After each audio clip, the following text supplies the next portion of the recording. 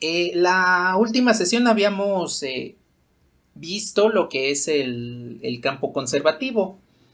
Habíamos comentado que el campo conservativo pues es un gradiente, el campo vectorial que es conservativo es un gradiente y siempre va a tener una función escalar de la cual proviene, la que le llamamos función potencial. Y también habíamos comentado que cuando tenemos un campo conservativo, pues la integral de línea es independiente de la trayectoria.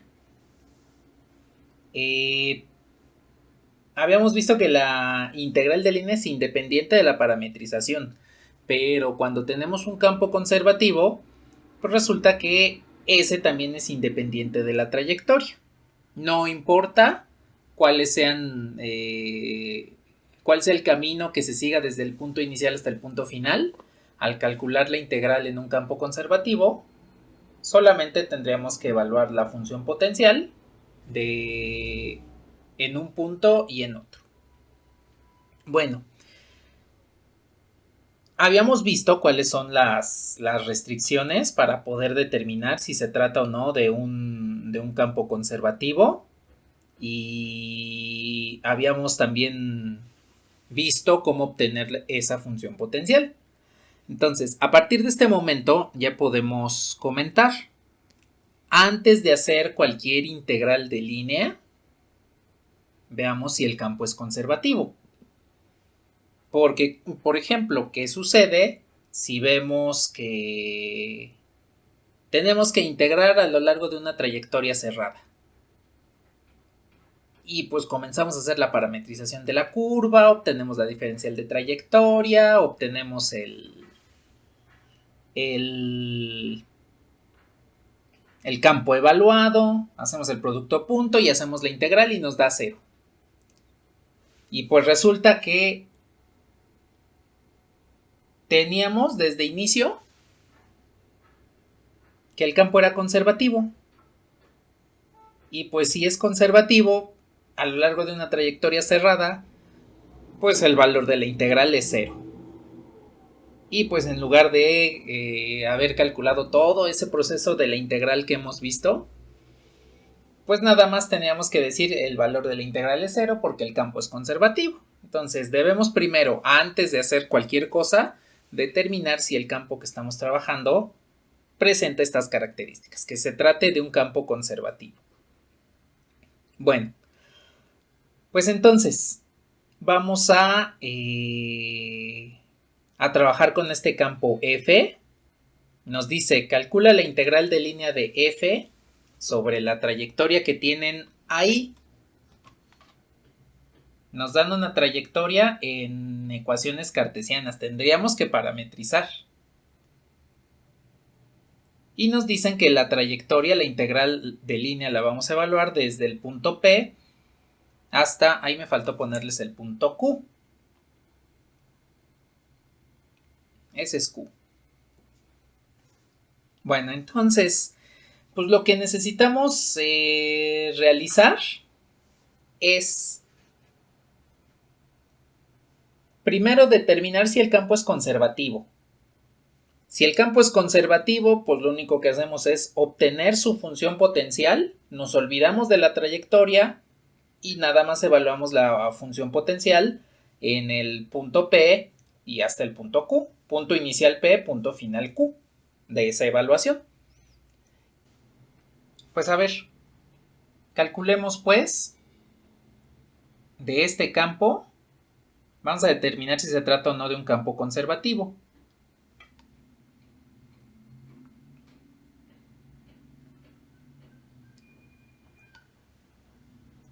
A ver, recordemos que si el campo F tiene componentes P en I más Q en J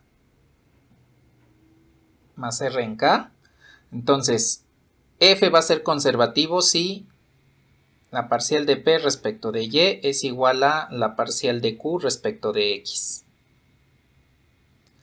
La parcial de Q respecto de Z es igual a la parcial de R respecto de Y.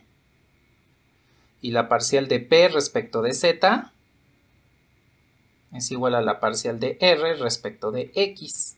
Entonces solamente calculamos todas las posibles derivadas parciales, que en este caso serían, si el campo es conservativo, pues las segundas derivadas mixtas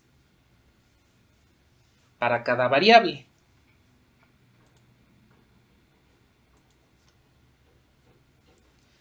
Pues bien, entonces lo voy a poner así, con amarillo esta, con verde esta y con rosado esta. Pues voy a calcular la parcial de P respecto de Y. Para nuestro campo, P vendría siendo esta.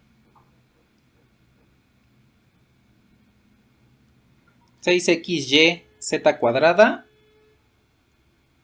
más 2y a la x logaritmo natural de z. Esa sería la primera derivada parcial, bueno, la función p, y pues hay que calcular su parcial, que en este caso nos queda 6xz cuadrada más 2e a la x logaritmo natural de z. Nada más voy a compactar un poquito para que me alcance el espacio y poner el logaritmo natural. Ahí está, logaritmo natural de z. Bueno, a ver, ahora calculo lo que vendría siendo la parcial respecto de x de q. La componente q de nuestro campo pues es esta, 3x cuadrada z cuadrada más 2e a la x logaritmo natural de z. Entonces, calculando la parcial respecto de x, esto nos quedaría como 6x z cuadrada más 2e a la x logaritmo natural de z. Pues bueno, aquí tenemos que efectivamente las parciales cruzadas entre p y q son exactamente la misma. Bueno, le voy a poner una carita feliz de que son la misma y entonces ya tenemos un tercio del campo conservativo. Vale. Pues a ver, calculo entonces la parcial respecto de z de esta misma función q.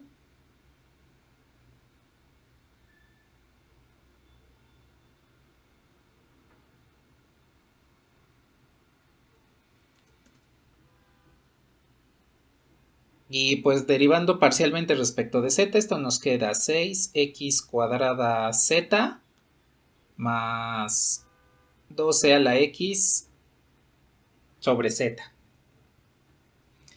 Y ahora calculo la parcial respecto de y, en este caso de la componente r. 6x cuadrada yz más 2y a la x sobre z. Entonces, la parcial respecto a y de esta componente es 6x cuadrada z más 12 a la x sobre z. Pues también son iguales, entonces ya tenemos dos.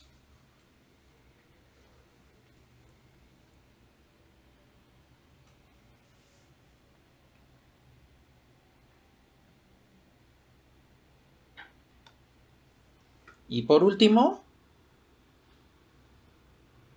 la parcial respecto de x de la componente r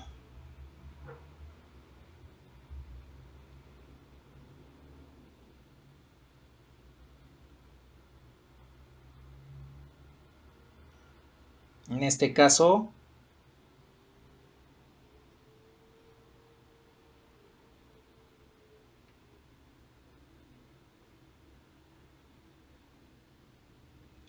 esta sería la parcial respecto de x de esta componente r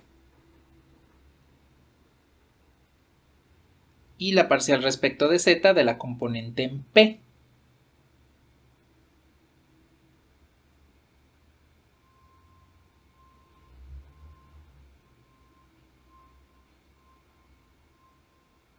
Bueno, entonces esta derivada parcial nos va a quedar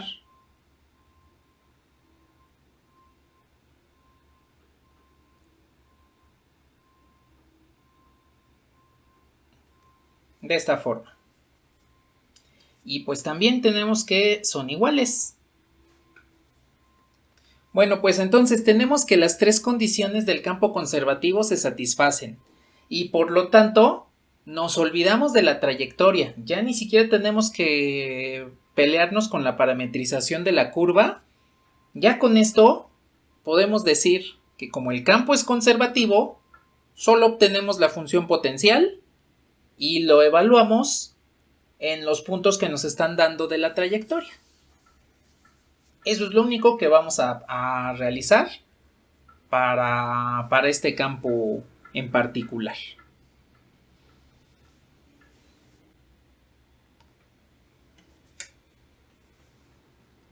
Ya que hemos visto que es un campo conservativo el que estamos trabajando, entonces hay que recordar que f pues viene del gradiente de g, donde esta g pues es la función potencial.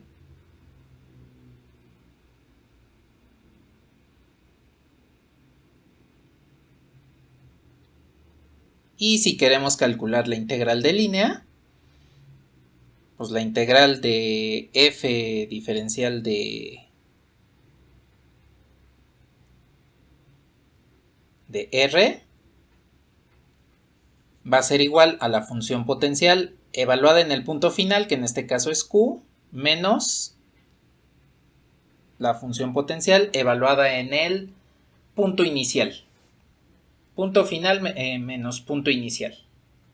Eso es lo que va a ser la utilidad de obtener nuestra función potencial. Entonces, como viene del gradiente, pues resulta que P tiene que ser la parcial de G respecto de X. Y entonces lo que vamos a hacer a continuación, pues es ir obteniendo estas funciones. Pues bueno, a ver. Para obtener G, entonces lo que tenemos que hacer es la integral de P diferencial de X, lo que conocimos como una integral parcial. Así como podemos derivar parcialmente, pues aquí podemos hacer el proceso contrario, que es integrar parcialmente. Entonces, con este P, vamos a integrar la función 6xyz cuadrada más 2y a la x logaritmo natural de z diferencial de x. Esa es la integral que vamos a realizar en este momento.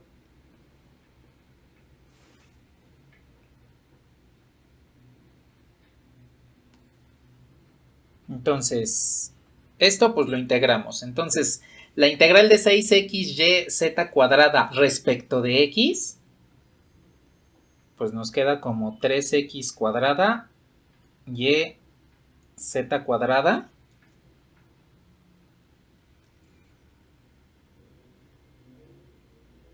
más esta integral respecto de x, pues se va a quedar igual porque x nada más es función exponencial, más una función de integración h de y y z.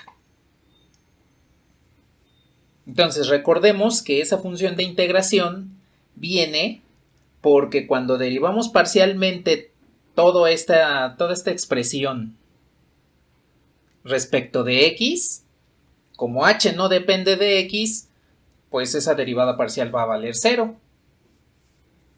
Entonces recuerden que siempre deben tomar esta función, la función de integración, así como en la integral usual, toman una constante de integración. Entonces, ya que integramos P, vamos a derivar esto que acabamos de integrar, pero ahora respecto de Y, para comparar con la componente Q del campo que estamos trabajando y verificar si esta función H depende de Y y de Z o depende solo de Z. Entonces, calculo la parcial respecto de Y de la función que tenemos aquí.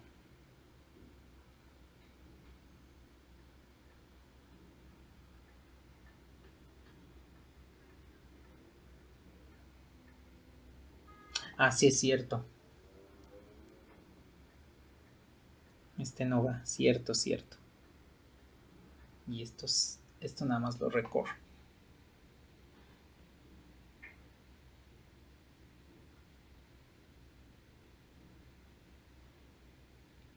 Ahí está.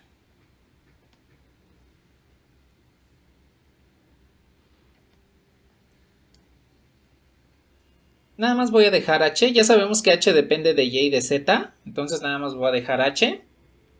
Y esto tenemos que compararlo con la función Q del campo que estamos trabajando. Bueno. A ver, entonces derivo. Parcial respecto de Y.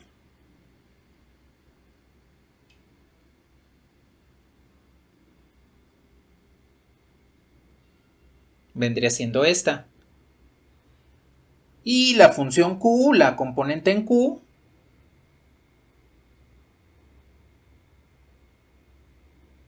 vendría siendo esta.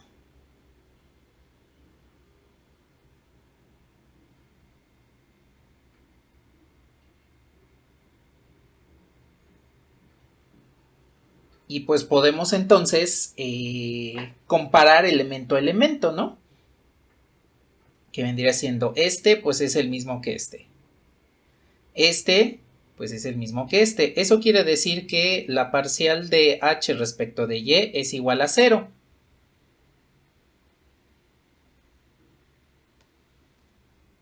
A ver, pregunta. ¿Qué hubiese pasado si hubiésemos tenido otro término, suponiendo y nos hubiese dado que la parcial de Y, de H respecto de Y, es igual a Y? Por ejemplo, que nos hubiese dado una función de Y. ¿Qué es lo que harían?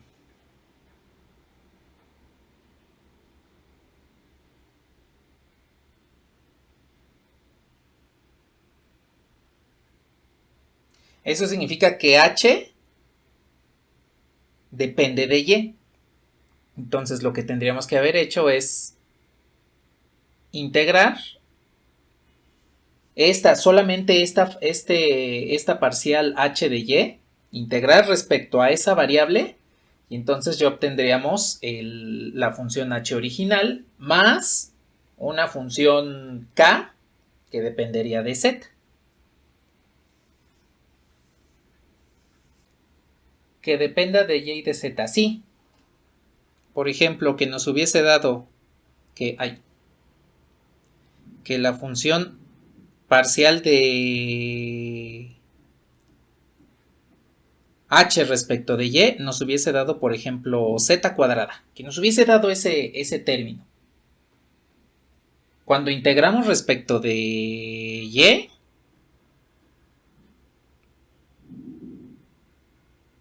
entonces lo que nos quedaría es que la función H sería Y Z cuadrada. Y entonces ahí H dependería de Y y de Z.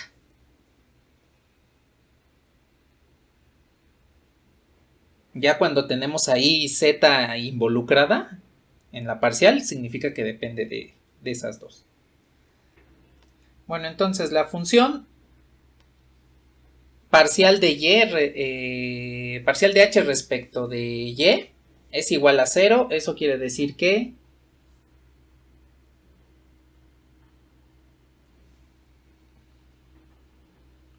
la función H debería depender de Z. en el dado caso de que no sea una constante, ¿no? Y pues entonces, como h depende de z, pues lo último que vamos a hacer es calcular la parcial respecto de z de la función potencial.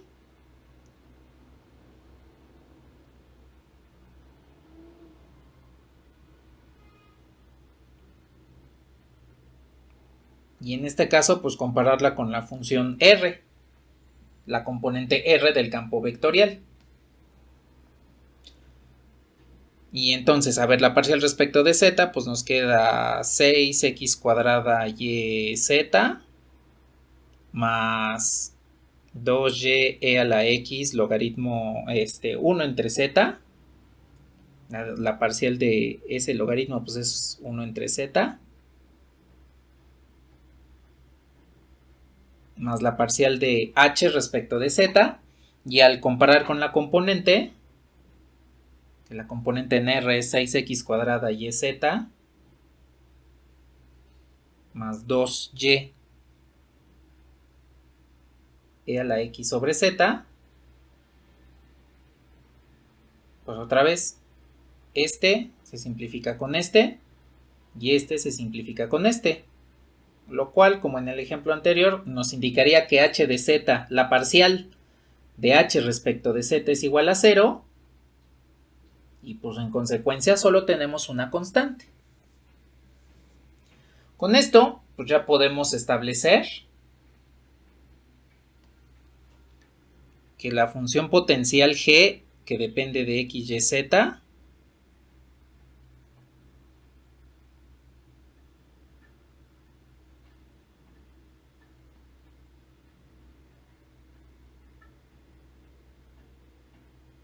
pues vendría siendo esta.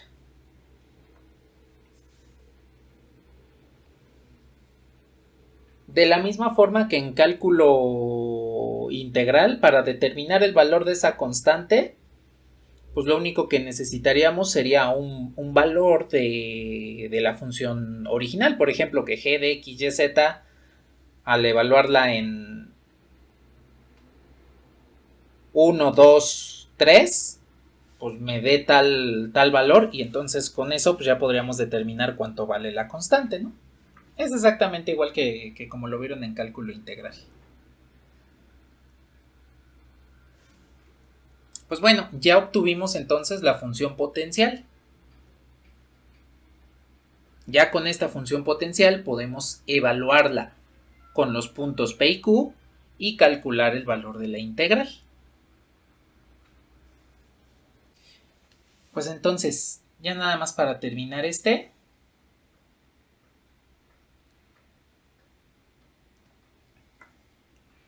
vamos a evaluar el campo. Entonces, el valor de la integral que nos están indicando, f.dr, pues vendría siendo g evaluado en q menos g evaluado en p. Y el punto q es menos 2 menos 1, 2 menos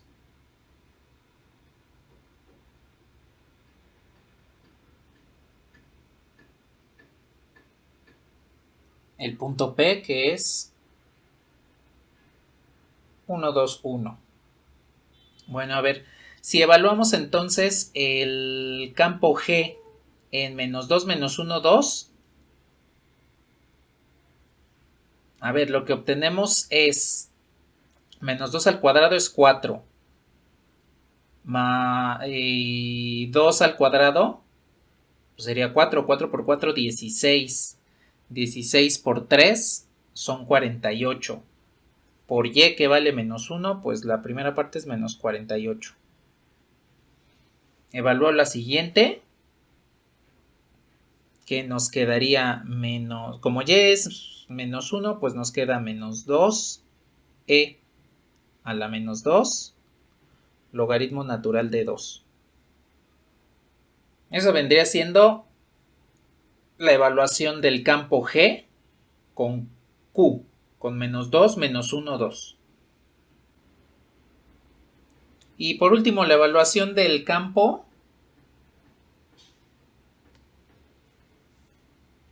del campo escalar G en el punto P. Entonces, a ver, ahí nos quedaría x1, z1 por y que vale 2. Nos queda 6 más 4 por e a la logaritmo natural de z, que en este caso z es 1, y pues el logaritmo natural de 1 pues es 0. Entonces solamente nos quedaría menos 6. De tal forma que pues la integral de línea en este caso nos quedaría menos 48 menos 6 es menos 54 menos 2 veces el logaritmo natural de 2 entre e cuadrada. Por último, pues ya que sabemos cómo obtener una integral de línea, tanto de campo vectorial como de campo escalar, ya que sabemos cómo obtener la función potencial de un campo conservativo, saber cuándo un campo vectorial es conservativo, pues todo lo hemos hecho en términos de x, y, z. Pero ¿qué pasa, por ejemplo, cuando tengo que la trayectoria r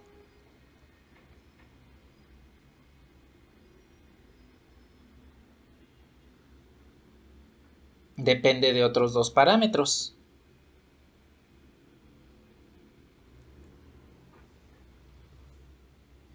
Que en este caso tendríamos x depende de u y v, y además u y v dependen de t. Es decir, aquí ya tengo las ecuaciones de transformación de un sistema de coordenadas curvilíneas. Bueno, pues para no complicarnos mucho, pues podemos aplicar lo que vendría siendo la diferencial total, la derivada total, pero para cada una de estas variables. Aquí, r depende de x y y. Y a su vez, x y y dependen a su vez de u y v. Y u y v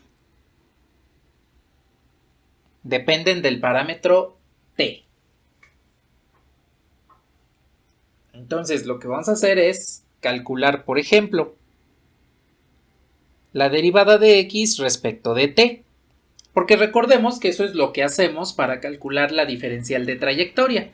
Derivamos la componente x respecto de t y después hacemos lo mismo respecto de y. Bueno, aquí lo vamos a hacer de esta forma. Como x depende de u y de v, es decir, x es una función multivariable, pues entonces calculo la parcial de x respecto de u. Y por regla de la cadena, calculo la derivada de u respecto de t. Para obtener la derivada total, pues en este caso sería la parcial de x respecto de v por la derivada de v respecto de t. Bueno, hacemos lo mismo con y.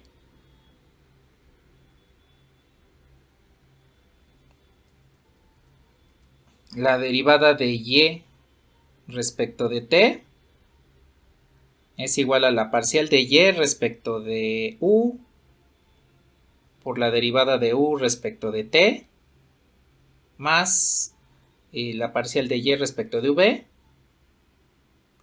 por la derivada de v respecto de t. Ahora, para hacer un poquito más amigable esto,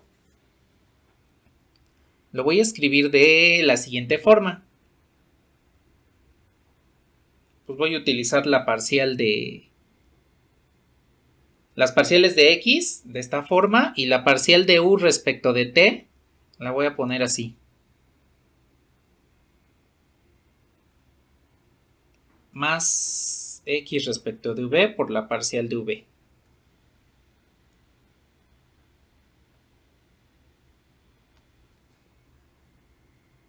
Y esta sería y respecto de u por parcial de u, parcial por derivada de u, más y respecto de v por derivada de v. Bueno. Ahora, escrito de esta forma, vamos a considerar lo siguiente. Si yo tengo, por ejemplo, la derivada de u respecto de t, que esto vendría siendo u', entonces puedo multiplicar a ambos lados de esa igualdad por diferencial de t, de tal manera que la diferencial de u pues es u' diferencial de t. Hacemos algo similar a lo que hacemos en ecuaciones diferenciales respecto al método de separación de variables, ¿no? Nada más que aquí no las separamos completamente, solamente multiplicamos por diferencial de t a ambos lados. Bueno, entonces, si queremos obtener la diferencial de x y la diferencial de y a partir de estos dos, lo que podemos hacer es lo siguiente. Voy a tomar en cuenta nada más el primero.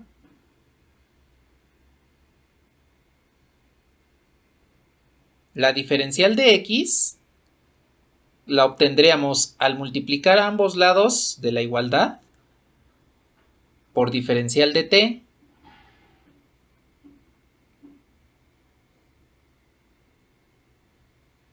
y entonces tenemos que este de aquí vendría siendo este de aquí arriba.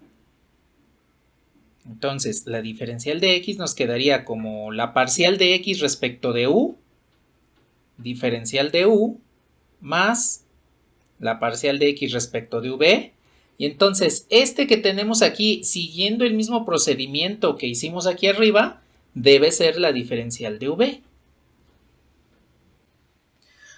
Bueno, ya tenemos entonces con esto la diferencial de x. Siguiendo con este mismo razonamiento, pues eso quiere decir que la diferencial de y vendría siendo y en u, diferencial de u, más la parcial de y respecto a v por diferencial de v. Entonces, recordemos que la diferencial de trayectoria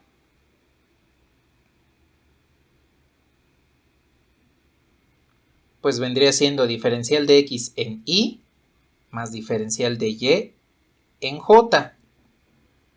Y entonces, lo que haríamos aquí sería sustituir estos dos aquí abajo, que son respectivamente diferenciales de x y de y multiplicar por el vector y. Entonces, estas diferenciales nos quedarían de la siguiente forma. Diferencial de x es esta parcial en y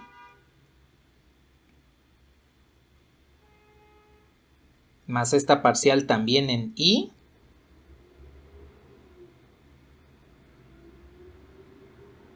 esta parcial en j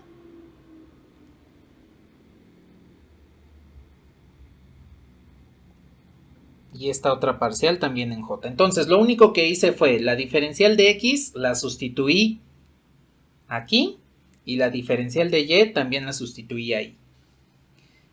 Y no me falta algún producto. No, todo está bien. Bueno, lo que voy a hacer es agrupar unos términos. Por ejemplo, puedo agrupar todo lo que tiene diferencial de u y todo lo que tiene diferencial de v. Y entonces nos va a quedar lo siguiente. La parcial de x en u más la parcial de y respecto de u. Todo esto por diferencial de u más la parcial de x v respecto a v. Esto en y. En y. Más la parcial de y respecto a v en j. Y todo esto diferencial de v.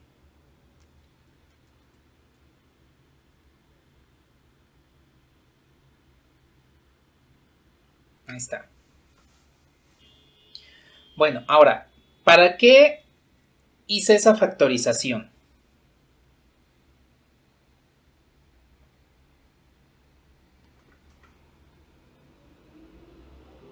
Me voy a fijar directamente en este.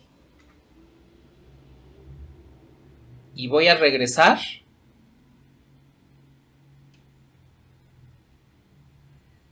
aquí.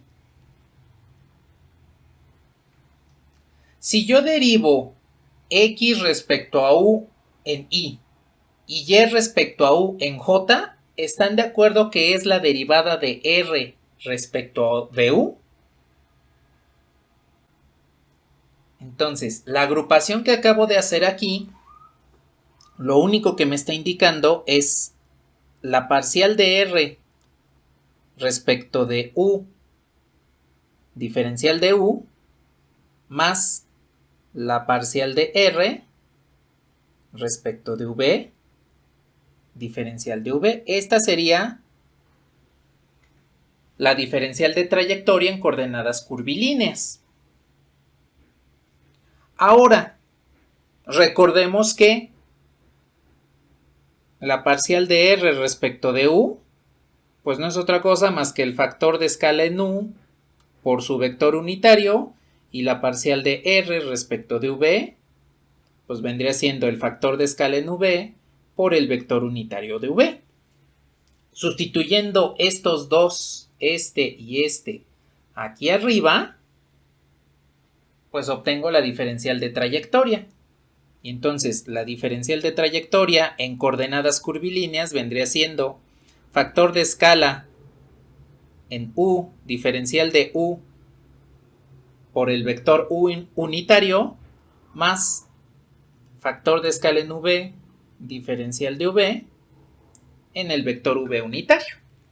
Esta ya es la diferencial de trayectoria en coordenadas curvilíneas.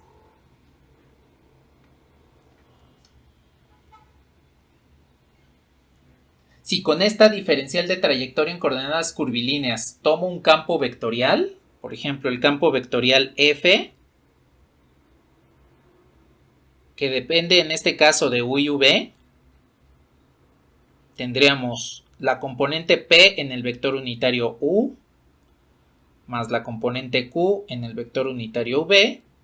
Cuando hacemos el producto punto de la integral entre estos dos, pues vamos a poder obtener la integral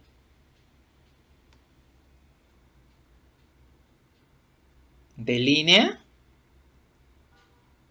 a lo largo de una trayectoria C de el campo.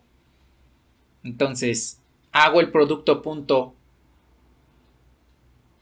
de este con este y este con este. No importa que estemos en la base de vectores UV, el producto punto pues es igual en el sistema de coordenadas cartesiano que en el sistema de coordenadas curvilíneas UV.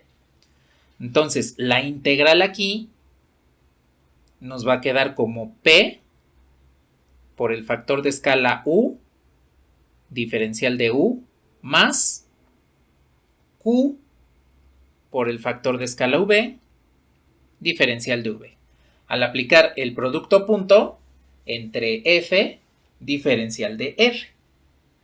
Esta ya es la forma de cómo calcular una integral de línea, pero en coordenadas curvilíneas.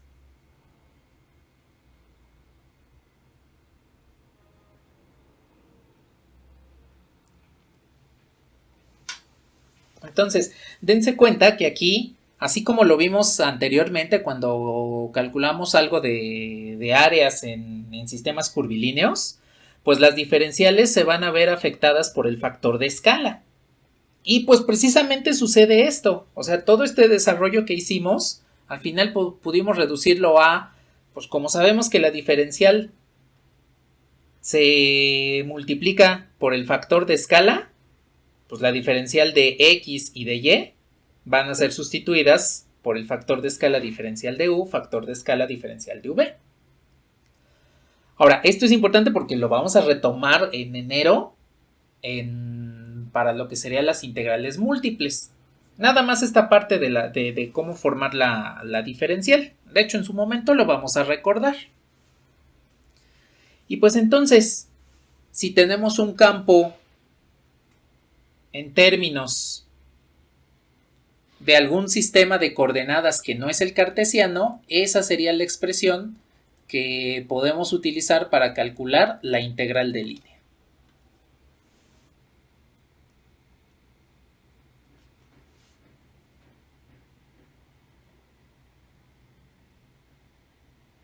A ver, vamos a ver este ejemplo.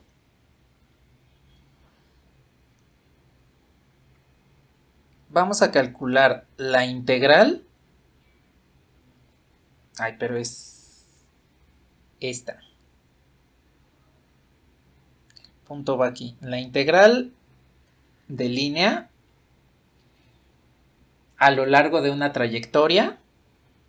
En este caso la trayectoria es la circunferencia x cuadrada más y cuadrada igual a 1 del campo vectorial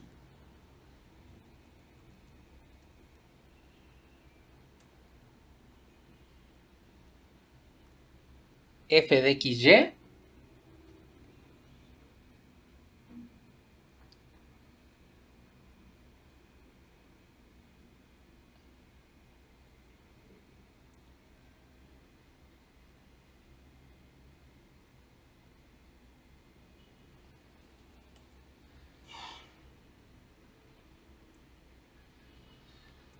denotado de esta forma.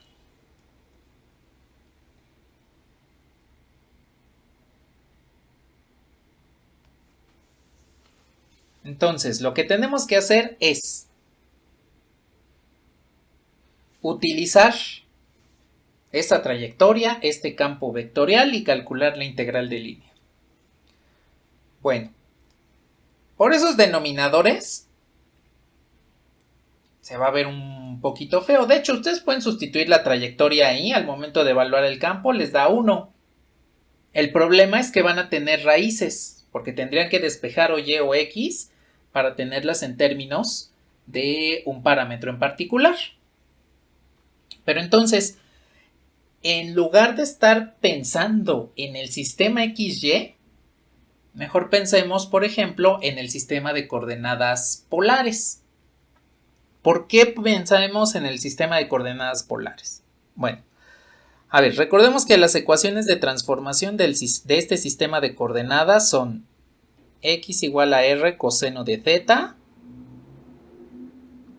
y igual a r seno de z,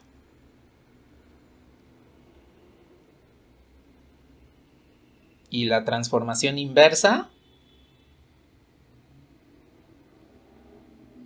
r igual a la raíz de x cuadrada más y cuadrada, y z el arco cuya tangente es y sobre x. Ahora, si ustedes observan, se puede obtener este campo vectorial en términos de r y z. Aquí necesitamos hacer dos cosas.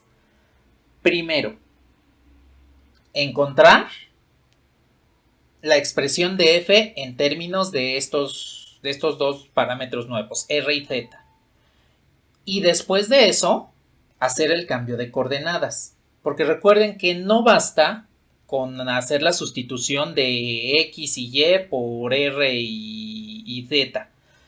Tenemos que hacer el cambio de coordenadas para sustituir y j por los respectivos vectores unitarios r y z. Esto lo haríamos pues, en cualquier sistema de coordenadas, ya sea de 2 o 3 dimensiones. Entonces, lo primero que voy a hacer es sustituir estos valores de r coseno de z, r seno de z, r y z en x y y dentro del campo. Y después voy a hacer el cambio de coordenadas. Voy a pasar de y j a los vectores unitarios r y z mediante la matriz de transición.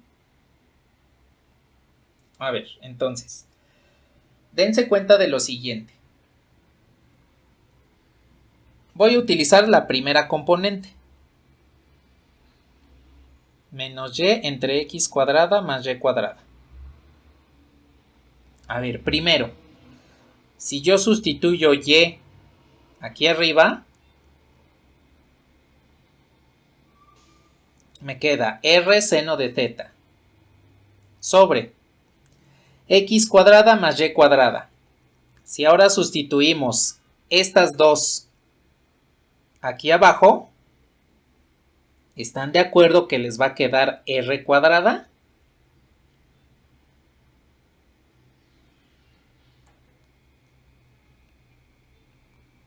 Bien.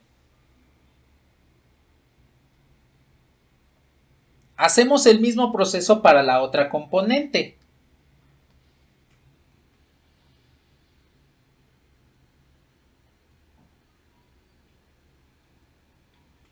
Pues entonces x nos quedaría como r coseno de θ. Y aquí abajo r cuadrada. Si simplificamos, entonces esto nos queda como seno de θ entre r. Y aquí coseno de θ entre r. Bien, pues entonces el campo ahora nos va a quedar de esta forma. En lugar de depender de x y y, va a depender de r y z. Bueno, aquí me faltó el menos. Y entonces el nuevo campo sería menos seno de θ sobre r en i más coseno de θ entre r en j. Bien, pues ya tengo el nuevo campo expresado en términos de r y z. Ahora ya podemos hacer el cambio de coordenadas desde x, y, z, cuya base es i, j. Bueno, desde x, y, cuya base es i, j, hasta r, z, cuya base es r y z unitarios. Pues voy a hacer el cambio de coordenadas. Recordemos que el cambio de coordenadas se hace a partir de una matriz de transición, que en este caso la matriz va a ir desde el sistema XY al sistema RZ. ¿Se acuerdan de cuál es esta matriz de transición? Ajá, eran los vectores unitarios. Y los vectores unitarios pues nos dan coseno de θ, seno de θ, y menos seno de θ, coseno. Esta sería la matriz de cambio de base del sistema XY al sistema RZ. Si la queremos al revés, pues esta matriz lo único que hacemos es transponerla, ¿sí?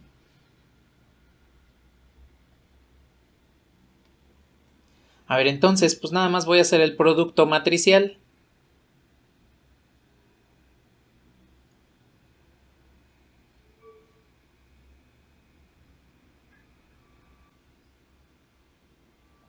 Bueno, entonces esto nos queda como menos seno de θ sobre r, la primera componente, y la segunda coseno de θ también sobre r.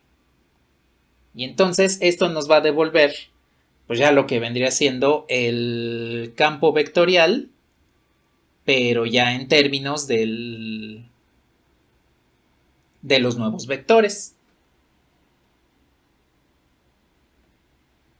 Bueno, a ver, si hago el producto, ¿qué nos queda?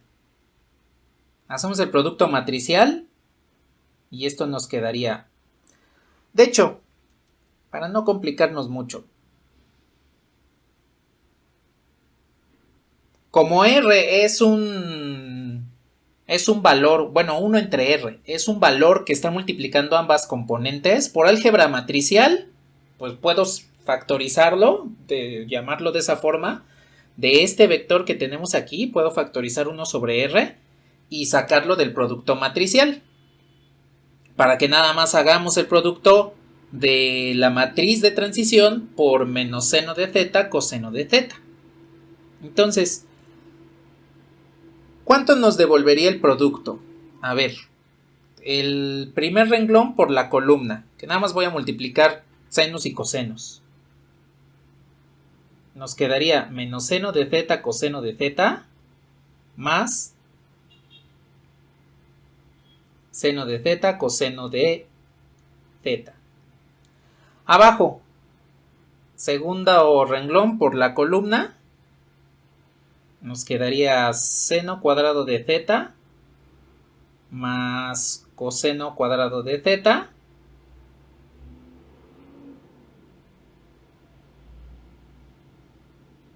y este sería el campo vectorial en términos de raíz θ. Bueno, pues arriba nos da 0 y abajo nos da 1. Entonces al final esto se convertiría en 1 sobre r en el vector unitario z. Ahora, ¿por qué es el vector unitario z? Porque recuerden que en este sistema de coordenadas, la primera componente de esa columna, la primera componente sería el coeficiente del vector r unitario, y la segunda componente, que es la que está abajo, sería el vector unitario, la asociada al vector unitario z. En esencia, pues esto me quedaría como 0 en r más 1 sobre r en z. Así es como me quedaría el campo ya con el cambio de coordenadas completo. Pues a ver. Ya tenemos el campo.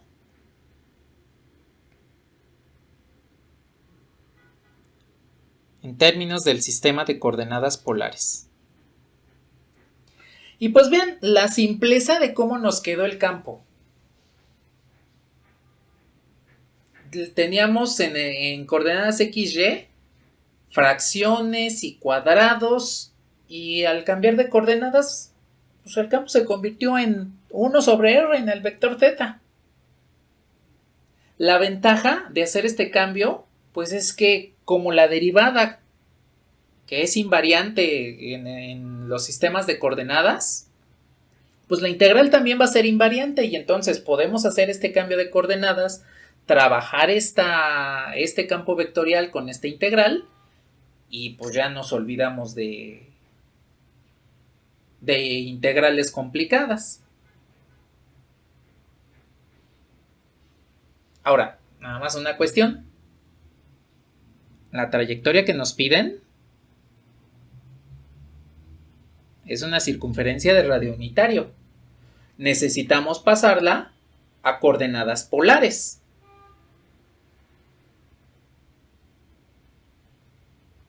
¿Cómo obtenemos la ecuación de esa circunferencia en coordenadas polares?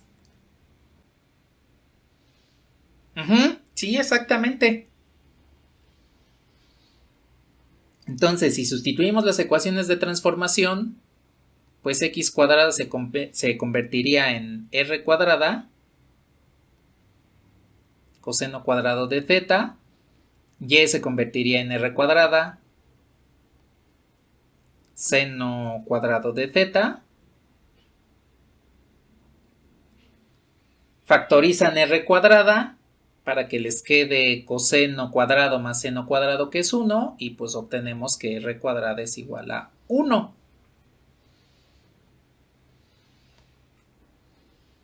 Y entonces r es igual a 1. Esa vendría siendo la trayectoria.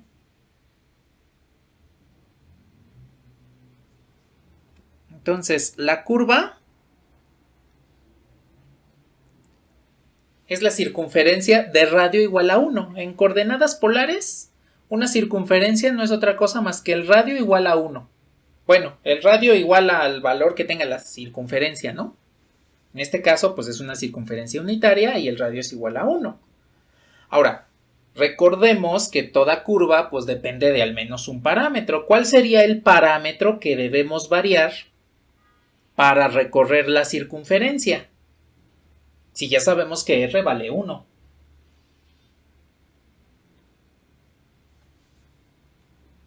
El ángulo. Entonces, en este caso, la circunferencia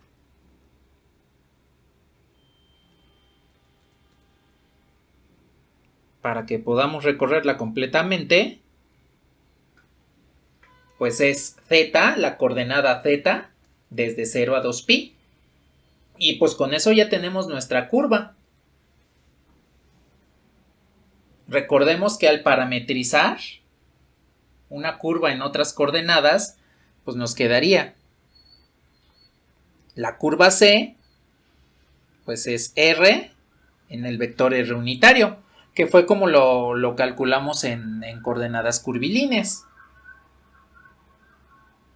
Entonces, la curva C, pues vendría siendo solamente el radio multiplicado por el vector unitario, que el radio vale 1.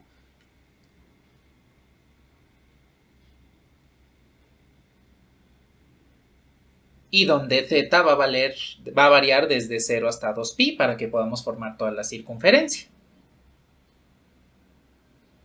Bueno, a ver, ahora, esto es importante, ¿por qué? Porque para encontrar la integral, pues forzosamente necesitamos los parámetros de los valores del intervalo.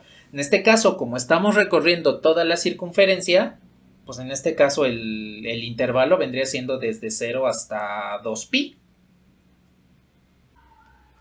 Pues ya lo último, para terminar esta integral,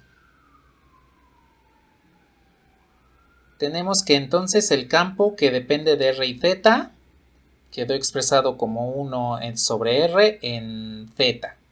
Eso es lo primero. Segundo, encontramos que la trayectoria es r igual a 1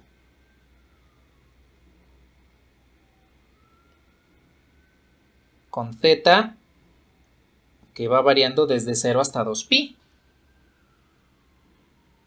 Y ahora, ya tenemos los elementos necesarios para poder armar nuestra integral en coordenadas curvilíneas. A ver, en este caso, la integral, pues recordemos que es p por el factor de escala en u diferencial de u más q por el factor de escala en v diferencial de v. Bien, pues lo que vamos a hacer es comenzar a armar nuestra integral. En este caso, cuando lo pasamos ya a coordenadas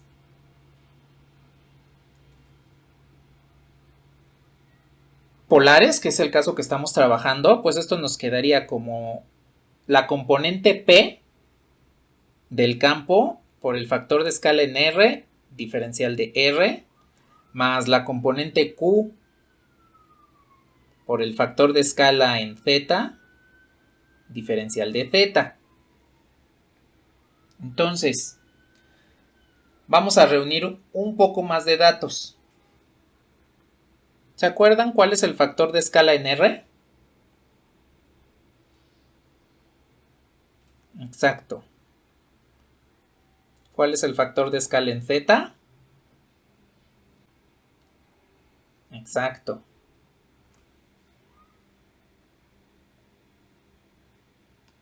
Ahora, el campo que depende de R y Z, pues lo tendríamos como P en el vector unitario R más Q en el vector unitario Z. De acuerdo al campo que acabamos de obtener, pues esto sería 0 en R más 1 sobre R en Z.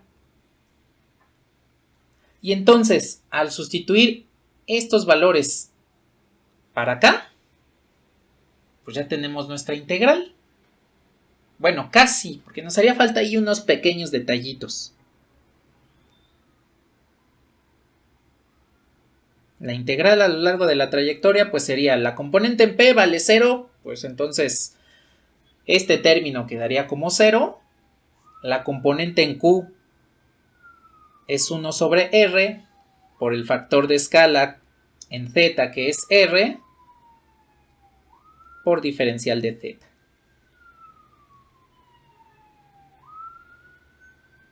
¿De dónde a dónde va a variar nuestra curva? Pues dijimos que el intervalo va desde 0 a 2pi.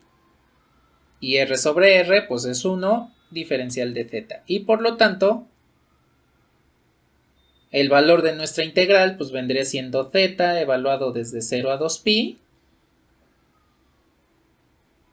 Y por lo tanto, la integral vale 2pi.